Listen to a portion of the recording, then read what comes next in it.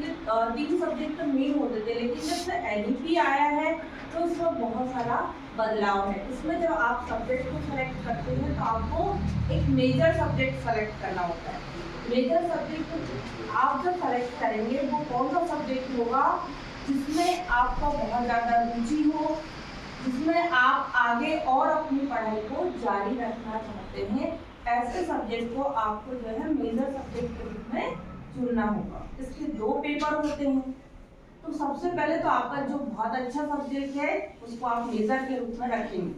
बच्चा फॉर्म भरने जाता है, समझ में नहीं आता कि मेजर कौन सा हम रखें और माइनर कौन सा रखें। तो मैं आपको बताना चाहती हूँ कि जिसमें आपका बहुत अच्छा इंटरेस्ट हो वो आप मेजर में रखेंगे। ठीक है, इसके 2 पेपर होंगे। इसके बाद आपका थोड़ा कम इंटरेस्ट वाला जो सब्जेक्ट है उसको आप माइनर में रखेंगे। और इसके बाद जो है एक होता है ओपन इलेक्टिव, मतलब वरीयता का क्रम पहले मेजर फिर